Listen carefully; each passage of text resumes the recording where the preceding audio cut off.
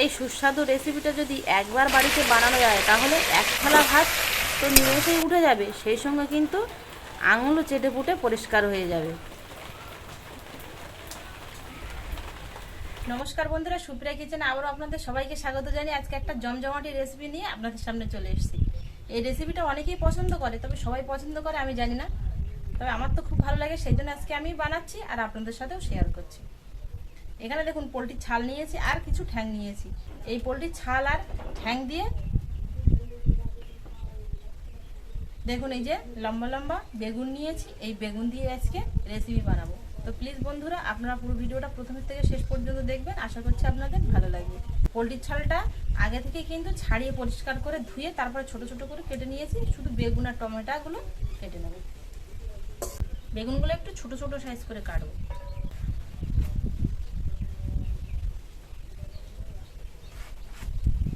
বেগুনগুলো একদম বেশ জালি আছে।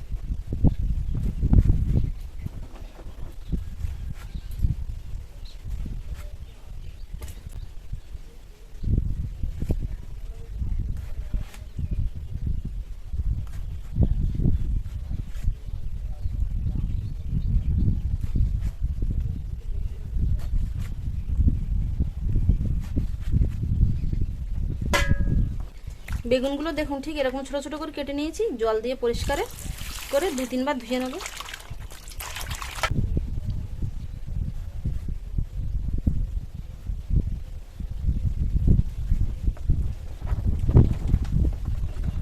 আপনারা কে কে খেতে ভালোবাসেন এই পোলট্রির ছাল অবশ্যই কিন্তু জানাবেন বন্ধুরা। বেগুনগুলো জল ঝরিয়ে পাত্রে তুলে নেব।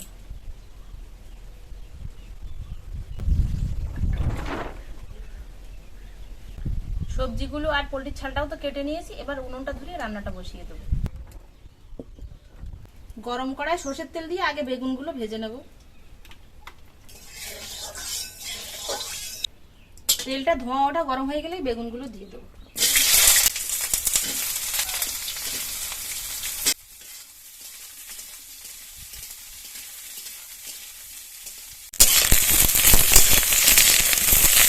লবণ হলুদ দেবো না, কিন্তু লবণ হলুদ দিলে এক্ষুনি বেগুন থেকে জল ছেড়ে দেবে, তাহলে বেগুনটা আর ভালো করে ভাজা হবে না। একটু লাল করে ভেজেই তুলে নেব।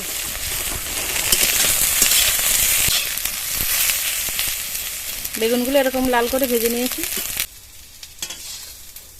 পাত্রে তুলে নেব। রান্নার জন্য সরষের তেল দিয়ে দেবো, তবে তেলটা কিন্তু একটু অল্পই দেবো, কারণ ছাল থেকে এমনি রান্নার পরে তেল বেরোবে। গরম তেলে 2টো তেজপাতা, একটা শুকনো লঙ্কা আর গোটা গরম মশলা দিয়ে দেবো। হালকা একটু নেড়ে চেড়ে এর মধ্যে 2টো মিডিয়াম সাইজের পেঁয়াজ কুচি দিয়ে দেবো।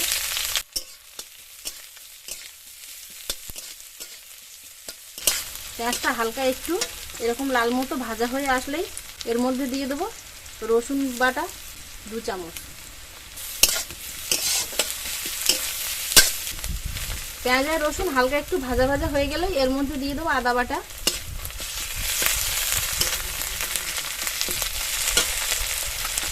আর দিয়ে দেবো টমেটো কুচি।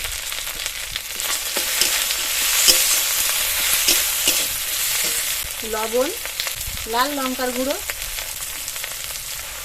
হলুদ গুঁড়ো, জিরে গুঁড়ো, আগেরটা ধনে গুঁড়ো দিয়েছি, এইটা জিরে গুঁড়ো। অল্প একটু জল দিয়ে দেবো,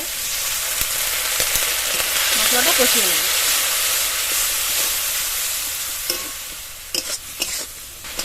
আমি শুধু লাল লঙ্কার গুঁড়ো দিয়ে রান্নাটা করছি, তবে আপনারা চাইলে কিন্তু এর মধ্যে কাশ্মীরি লঙ্কার গুঁড়ো দিতে পারেন। মশলাটা দেখুন বেশ কষিয়ে নিয়েছি, এবার এর মধ্যে কেটে রাখা পোলট্রির ছালটা দিয়ে দেবো।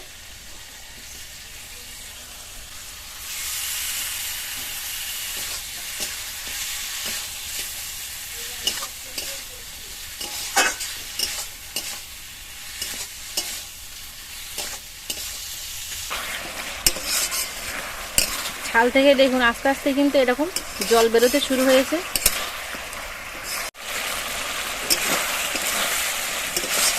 জলটা প্রায় শুকিয়ে এসছে, দেখুন এরকম তেল ছাড়তে শুরু হয়েছে। ছালের গায়ে প্রচুর তেল থাকে, বেশি তেল দিতে হয়নি, দেখুন তেল ছেড়ে দিয়েছে, এরকম সেদ্ধ হয়ে গেছে। দেখুন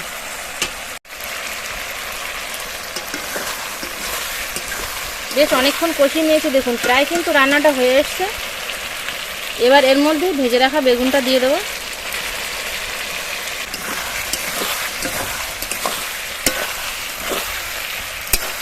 বেগুনটা দিয়ে দেখুন আরও খানিক সময় কষিয়ে নিয়েছি। বেশ দেখুন এই যে পুরোপুরি তেল ছেড়ে দিয়েছে ছাল থেকে। আমি এখানে এরকম ছোট সাইজের বাটি 2 বাটি মাপ করে জল নিয়েছি, দিয়ে দেবো। হালকা একটু গ্রেভি গ্রেভি রাখবো তার জন্য।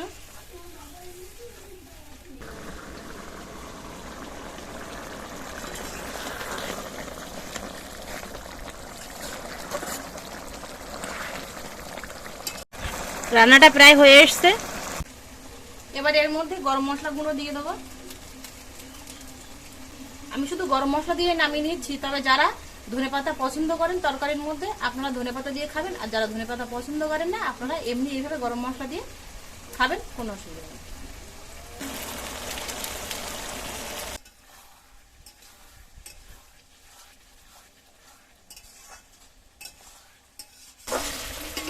বেগুন দিয়ে পোলট্রির ছাল আর ঠ্যাং রান্নাটা কিন্তু হয়ে গেছে। দেখুন বন্ধুরা কালারটা কত সুন্দর এসছে, আর কিন্তু হালকা এরকম গ্রেভি রেখেছি আমি।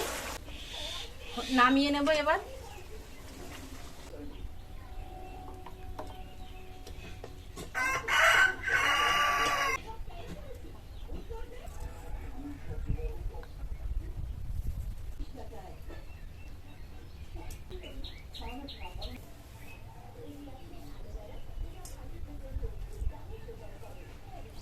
দুপুরের গরম ভাত কিংবা রাতে রুটি বা পরোটা যারা যারা পছন্দ করেন তাদের জন্য কিন্তু সত্যি অপূর্ব হবে এই রান্নাটা।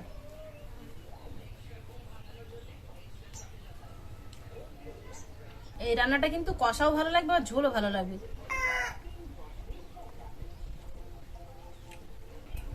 দারুণ হয়েছে বন্ধুরা রান্নাটা। আমার এই বেগুন দিয়ে পোলট্রির চাল রেসিপিটা কেমন হলো অবশ্যই কিন্তু আপনারা কমেন্টে জানাবেন। যদি ভালো লাগে তাহলে প্লিজ বন্ধুরা চ্যানেলটিকে বেল আইকন সহ সাবস্ক্রাইব করে আমার পাশে থাকবেন। আর এতক্ষণ আমার সঙ্গে থাকার জন্য আপনাদের অনেক অনেক ধন্যবাদ। আবারও দেখা হচ্ছে আপনাদের সাথে পরের নতুন কোনো রেসিপিতে। ততক্ষণ আপনারা সবাই ভালো থাকবেন, সুস্থ থাকবেন।